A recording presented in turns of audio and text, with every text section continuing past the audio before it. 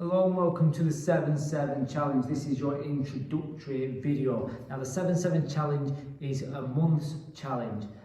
Each week you'll have a set amount of workouts and some habits. So the habit video is below this one, so you can see at the start, and that will repeat every single day that you have to do the habit, just in case you get lost and you need that little bit of a reminder. Now, in terms of your workouts, there are 7 workouts in total.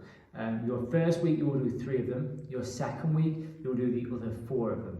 Then your third week you will do 7 of them, and then your fourth week again you'll do 7 of them to try and kind of see how well you're improving.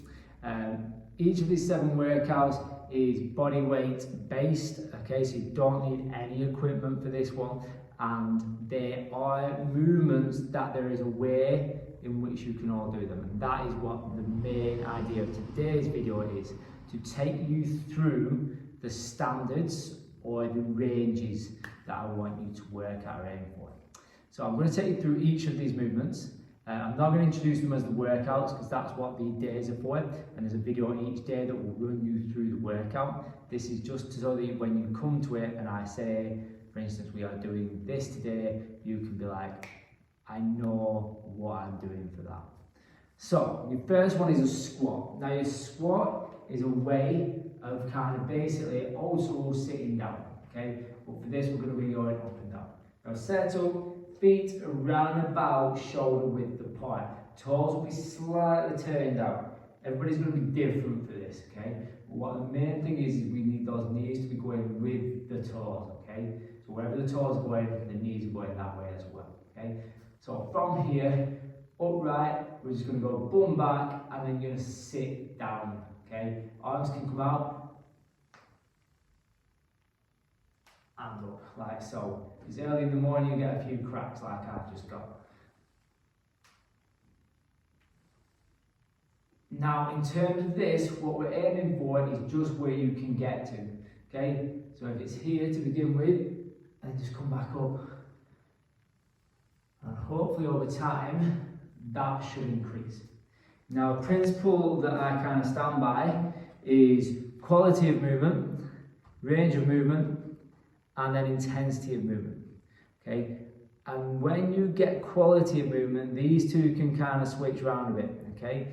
So if you're working on the quality, the range will be coming and the intensity can go. So if you find a safe place where you can hold the quality, then you can work at that high intensity. And that's what this is about, is that we're going quality and then intensity within that quality, okay? And the range will come from that. So that's your squat. So you're just going as low as possible. If you want to, you can use a chair or a box or a cushion to try and get down to, and then you can stand up from there, okay? But you're maintaining this position. I'm going to show you side on. Like so. So again, it might be there to begin, and hopefully we can get deeper. So that's your squat. The next one is a press up. The press up, we have a few options. Option 1, I'm going to show you toes and hands. It's your full press up. Rock forward and up, like so. Now you could go on your knees. Now making sure, again, quality first, your shoulders are above your hands. And then what I want you to do is go forwards. So your shoulders are now in front of your hands and back, like so. Like that. So this is the main thing with the press up. That you can go on your knees, you can go on your toes, you could go to a higher point, so you can even do more.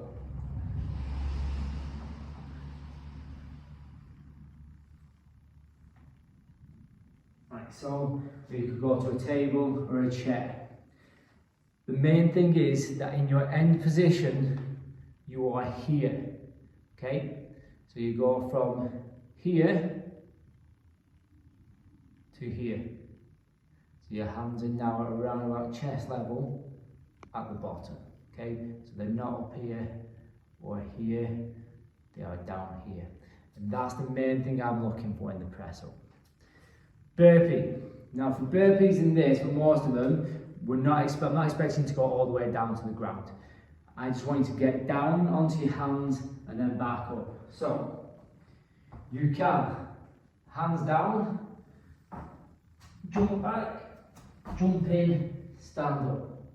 You can go hands down, step back, step up, in. Or you can merge the two. Away. Right, so. Now again for this, just like your press up, you can do it to a higher point. So you could do it to a chair or a table, anything that lifts you up so you're not going full range of movement. So a chair is very good for this. You can just go hands down to the chair, kick your legs back slightly, pull them back in, and then stand up. Now I'm just going to use one of the workouts as an example. Your first workout is 1 burpee, 1 press up, 1 squat. 2 burpees, 2 press ups, 2 squats. So if you were using a chair, for instance, you could go down to the chair for your burpee, then do the press up, and then do the squat as normal, or even use the squat chair for your squat.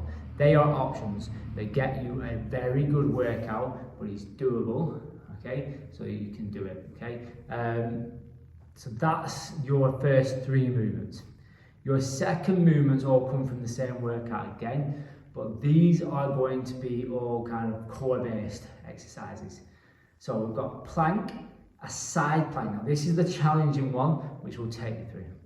The bridge, a hollow, and a YTW, okay?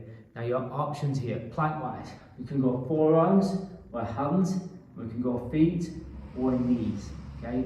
So hands and forearms, hands is technically harder because there's a bigger lever point, alright? But there's not much difference. I find forearms just saves your wrists if you've got wrist problems, but I tend to like doing it on my hands personally. I find that more comfortable for me.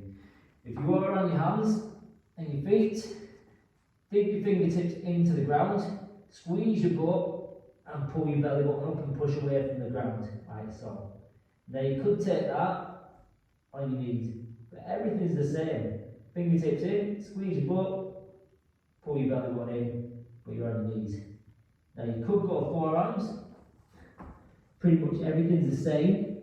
Butt and belly button is just your on, now your forearms, and then again you could go knees, like so, in that position. Now in the workout for this, I do talk you through the kind of time difference you can go for. Side plank next, kind of works the same as the plank. It's all about your knees, your hands and your forearms. So you could go, first of all, hand, foot on top of foot. Then you could split your feet, makes it slightly easier. You could go elbow in that position, and finally, you can go knee. So you can actually do the same on your knee. And same again, butt, belly button, and then hips in that position. Like so. And there are all your options. So again, you've got hand or elbow, feet, split feet, or knee. Okay, and the knees obviously makes it quite the easier one. Next up, we've got the bridge. Now, your bridge is a reverse position of the plank, so your hips going up. Now, for this, I've kind of suggested that we go shoulders. So we're down on the floor, on the shoulders, hips up, squeeze tight, heels squeeze down, like so. If you wanted to make it harder, you could go on your hands, like so. Again, belly button in, butt squeeze tight, pushing away from your shoulders, like so, so you get your chest as high as possible. That's your bridge options. Your hollow becomes, from the first position, armadillo. Pull your knees in tight, and then pull your shoulders up to your knees. From there, we can go legs up. And then from there, the lower your legs are, the harder it becomes. And that's your hollow. So you pick which ones. You can go fully tucked in, legs up, and then start to lower the legs and lower the hands. And then finally, a YTW, is the letter Y, the letter T, and the letter W. Your main aim is that you're pulling your shoulders back all the way through. It's like doing a breaststroke.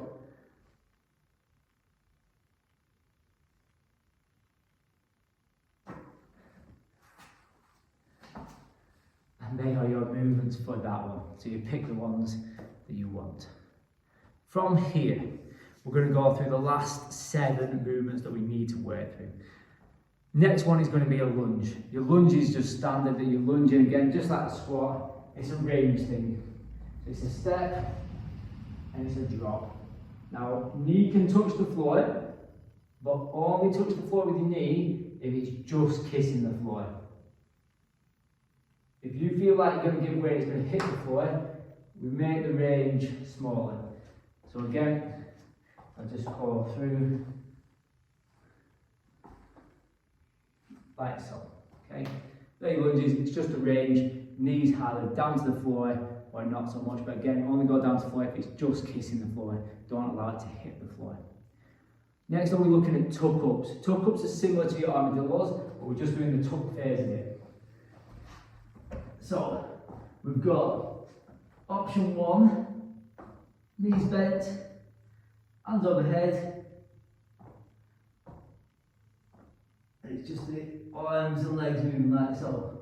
Option 2, the same, but your legs go out.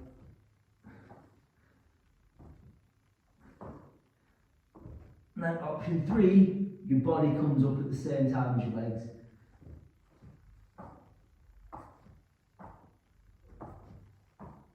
Like so. I'm going to look at jumps. So, jumping is jumping. Don't matter where you do it, when you do it over, it's all the same thing. There's a mechanism of the jump. And the mechanism is feet, hips, and then off the floor, okay? So we can use the hands. So if you're going to jump, we don't need to do anything more than like so, okay? If you want to jump forwards, you can do, and jump like that. If you want to jump on something, you can do it like that. Now jumping wise, that is jump number 1. Then you can go jump but not as high. And then you can do the variation, which is if you don't like jumping, and there's many reasons to not like jumping, okay? You might have ankle, knee, pelvic floor, could be any reasons, okay? You do skaters, because it does the same mechanism, not skaters, skiers. The same mechanism, you jump in, but you're never leaving the floor. But in terms of your muscles and your body mechanics, it's the same thing, it just reduces the power element and you don't have that impact on the floor when you land. Right, next 4, bear crawl. So we've got bear crawl, lizard steps and dead bugs. So your bear crawl is to crawl on your hands and feet, okay? Now, bear crawl is something like this. So it's the opposite hand to foot moves, but I get that might not always be the easiest thing. So you can go steps, so you're not having to move. Then we can just go hand steps, or foot steps, like so. And then your final one is to go hand, so fingers and foot.